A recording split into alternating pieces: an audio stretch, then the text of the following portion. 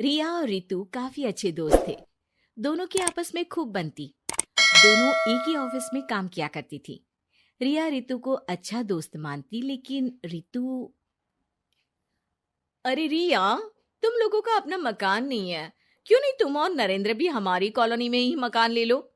हाँ यार, आइडिया तो अच्छा है, लेकिन इतने पैसे आएंगे कहाँ से? अरे, हमारे होते हुए तुम्हें घबराने की जरूरत नहीं है। रुको, मैं अपने दूर के एक भाई से बात करती हूँ। उसका यही काम है, लोगों को घर दिलाना। थोड़ा सा कमीशन लेता है, लेकिन मार्केट के रेट से कम दामों में घर भी दिला देता है। अरे वाह, तुम अपने भाई से बात करो, मैं नरेंद्र से बात करती हूँ। रितु रिया के जाने के बाद अपने भाई को फोन करती है। अरे भाई, कोई मकान बिक रहा हो तो बताओ, मेरी एक सहेली को चाहिए। अरे है ना, पूरे 40 लाख का है। ओ भाई, ठीक है, फिर मैं उसे 45 लाख का बोलूंगी। दोनों मिलकर 5 लाख का आधा आधा बांट लेंगे, ठीक है? रितु रिया को मकान दिला देती है, लेकिन एक दिन उसका नया मकान देखने नरेंद्र की बहन आती है। अरे भैया, मकान तो अच्छा है, कितने का लिया? तुम्हारी भाभी की सहेली ने दिलवाया है, बड़ा ही ठीक रेट में मिल गया नीरू, सिर्फ 45 लाख का।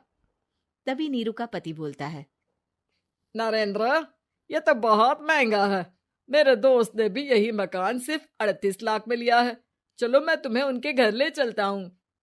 दोनों नरेंद्र की जीजाजी के दोस्त के घर जाते हैं, जहां उन्हें रितु का भाई मिल जाता है। क्या बात है, आपने हमें धोखे से महंगा मकान बेचा है। पता है कितनी मेहनत की कमाई का पैसा है। अब ये तो आप उन मैडम से पूछे जिन्होंने आपको ये मकान दिलाया है। उनके कहने पर ही मैंने ये रेट लगाया था। अब नरेंद्र को रिया पर गुस्सा आ जाता है। वो रिया को कहता है, रिया, तुम्हारी सहेली रितु तो एक नंबर की चालबाज और धोखेबाज निकली। मैंने उसके कहने पर इस मकान के 7 लाख ज्यादा खर्च किया है। रिया को भी नरेंद्र की बात सही लगती है। वो चुप हो जाती है। अगले दिन रितु रिया से मिलती है। रितु, मुझे तुझसे ये उम्मीद नहीं थी। तुमने 38 लाख का मकान 45 लाख में हमें बिकवा दिया।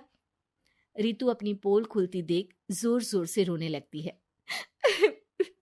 अरे मैंने क्या बुरा कर दिया, तेरा भला ही तो सोचा था।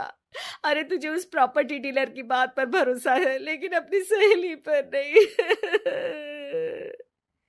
रिया को रितु के आंसू सच्चे लगते हैं और वो उसे शांत करती है। अरे अच्छा, शांत हो जा, चुप हो जा। सॉरी, हम लोगों की ही गलती है। हमें मार्केट में पहले रेट पता कर लेना चाहिए था। चल सॉरी। अब रितु आए दिन लोगों से रिया के पीठ पीछे बुराई किया करती थी। रितु अपनी ही दूसरी ऑफिस के सहयोगी से कहती है, अरे ये रिया भले ही मेरी अच्छी दोस्त हो, लेकिन एक नंबर की कंजूस है ये। कभी कुछ खाने जाओ तो पैसा मुझे ही भरना पड़ता है। तभी वहां रिया आ जाती है। अरे रितु, सॉरी यार, वो कल के खाने के पैसे तुझे देने पड़े, चेक कर ले। अब मैंने तुझे पेटीएम कर दिया है। अच्छा चल, मैं जा रही हूँ।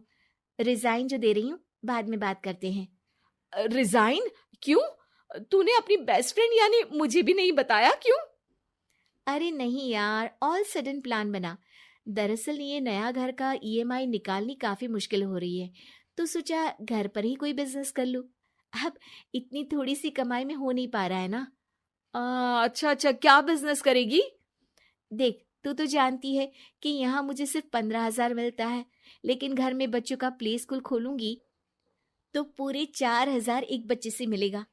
10 भी आ गए बच्चे तो पूरे 40,000 की कमाई, वो भी घर पर रहकर। है ना अच्छा आइडिया? रितु को रिया की बात से जलन होती है। वो कहती है, अरे फिर 10 क्या, 50 बच्चे का ही सोचना। अरे कहाँ यार, घर में इतनी जगह कहाँ। सुन ना, एक काम करते हैं, हम मिलजुल कर किराए का मकान लेकर उसे सजाते हैं। फिर ज्यादा कमरे होंगे तो ज्यादा बच्चे आ सकेंगे ना। हाँ, लेकिन मैं एक बार नरेंद्र से पूछ लेती हूँ। रिया नरेंद्र को सारी बात बताती है। देख लो रिया, मुझे तुम्हारी इस सहेली में जरा सा भी विश्वास नहीं है। अरे नहीं नहीं, वो ऐसी नहीं है। मिलकर काम करेंगे, जो पैसे आएंगे आधे आधे बांट लेंगे। इसमें बुरा क्या है, काम भी अच्छा होगा। फिर क्या था, दोनों मिलकर काम शुरू करते हैं। पूरा कमरा बच्चों के हिसाब से सजा दिया जाता है। टीवी, फ्रिज, बेड और न जाने क्या क्या। तेरे और मेरे मिलाकर 2 लाख का खर्च हो गया। अरे कोई बात नहीं, पैसे कमाने के लिए इन्वेस्टमेंट तो करनी पड़ती है। अब इतनी बड़ी रकम है, अच्छा है कि दोनों ने मिलकर कर ली, वरना एक के बस की तो बात नहीं है। हाँ, लेकिन अब मैं ना एक बात बोलना चाहती हूँ। देखो, पिछले 2 महीनों से जब से ये काम चल रहा है, सारी मेहनत मेरी ही है। मैं ही सारा सारा दिन यहाँ का काम देखती हूँ। तो अब मैं तुम्हारे साथ ये काम नहीं करूंगी, अकेले मैं ये स्कूल चलाऊंगी। अरे ऐसे मत बोलो रितु, मैंने नौकरी भी छोड़ दी।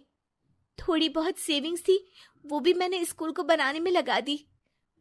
अब यार, तुम तो आलसी भी हो, मुझे नहीं लगता तुम ये काम कर पाओगी।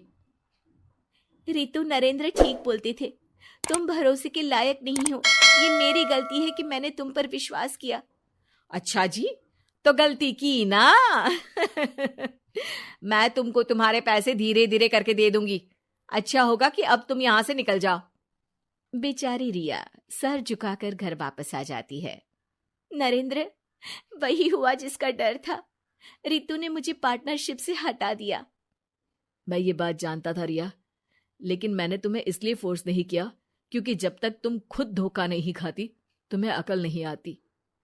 हाँ, लेकिन अब वही जो पहले सोचा था।